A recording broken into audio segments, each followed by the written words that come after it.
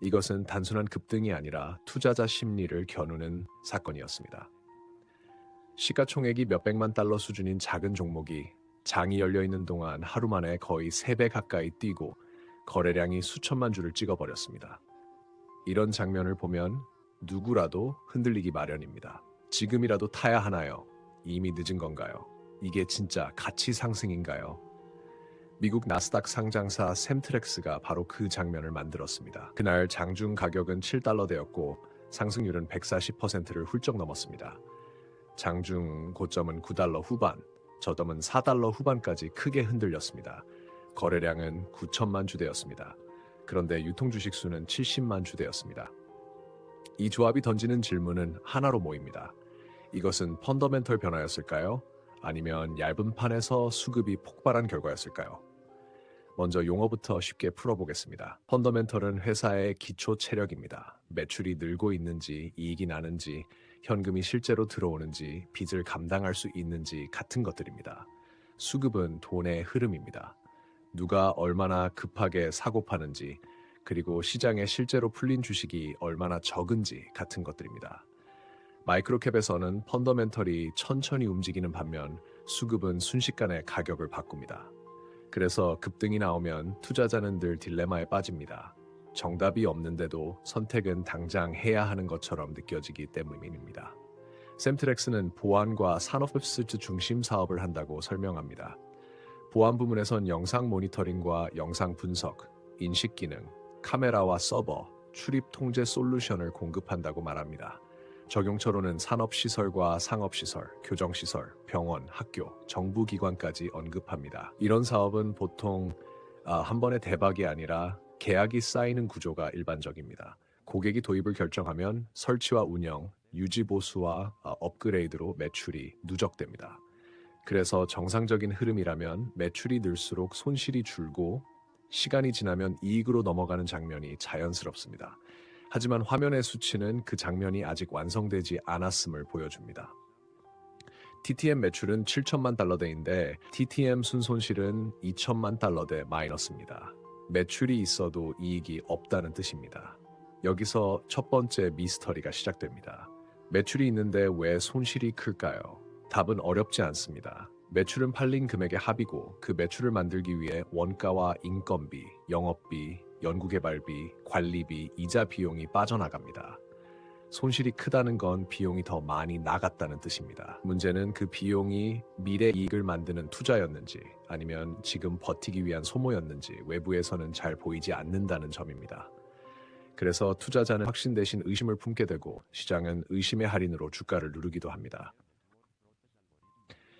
이 의심을 키우는 구조적 사건이 주식병합입니다. 2024년 10월 3일 샘트렉스는 1대 60 주식병합을 실행했다고 공시했습니다.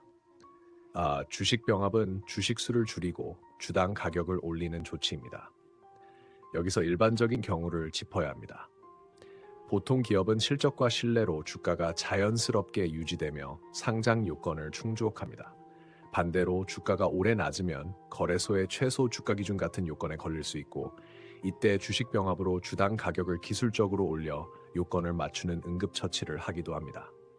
그래서 투자자들은 병합을 보면 주당 가격이 올랐다는 사실보다 왜 응급처치가 필요했는지를 먼저 떠올립니다.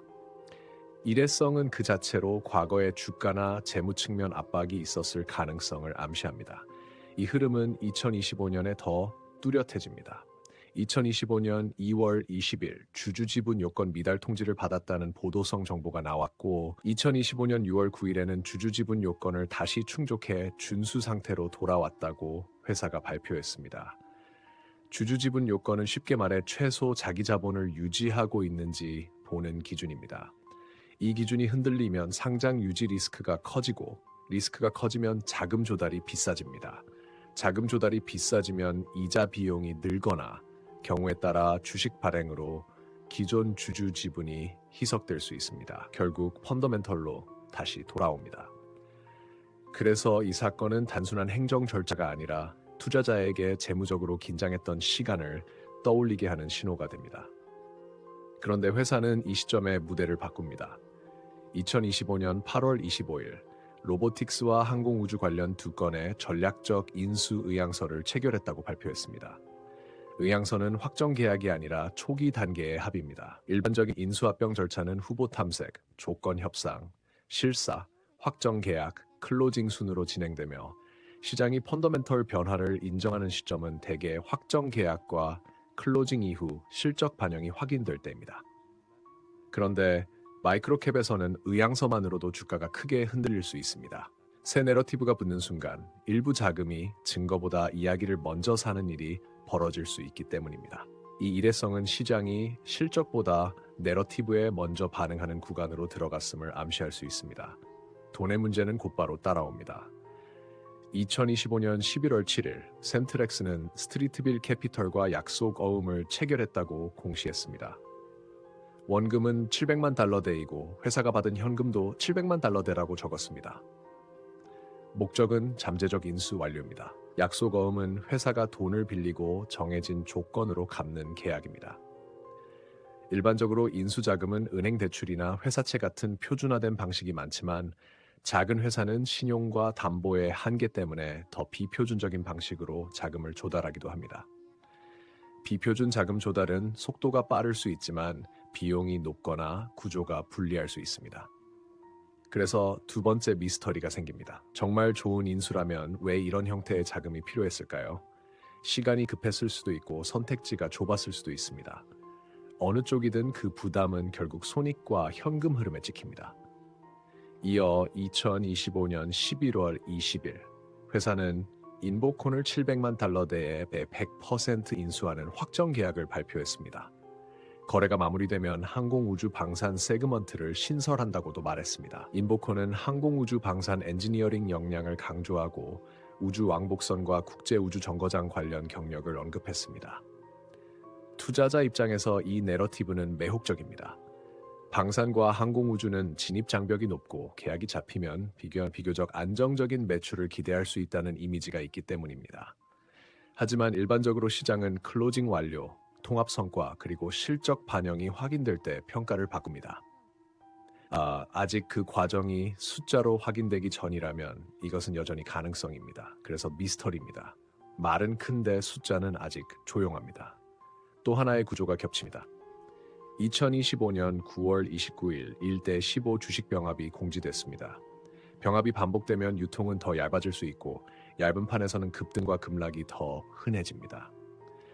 대형주에서는 거래량이 늘어도 유동성이 커서 움직임이 비교적 완만하지만 마이크로캡에서는 관심이 쏠리는 순간 가격이 비상식적으로 움직이기도 합니다. 그래서 장중 폭등과 폭증한 거래량은 이 종목이 펀더멘털보다 수급으로 먼저 움직일 수 있다는 신호로도 읽힙니다. 그리고 이 신호가 무서운 이유는 투자자가 감정으로 움직이기 쉬운 환경을 만들기 때문입니다.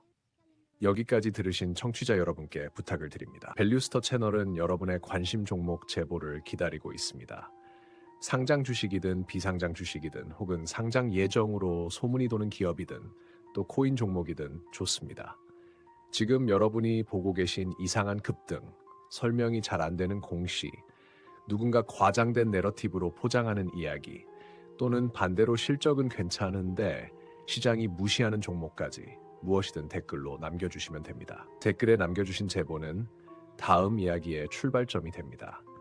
여러분이 던져주시는 한 줄이 다른 투자자들의 의심을 해소하고 실수를 줄이는 단서가 될 수도 있습니다. 그리고 이 자리를 빌려 늘 함께해 주시는 열성 청취자 여러분께도 감사의 말씀을 드립니다.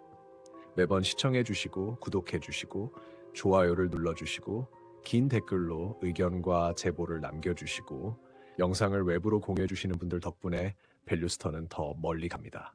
그 마음을 가볍게 받지 않겠습니다. 더 촘촘한 근거, 더 이해하기 쉬운 설명, 더 단단한 내러티브로 보답드리겠습니다. 결론으로 정리하겠습니다.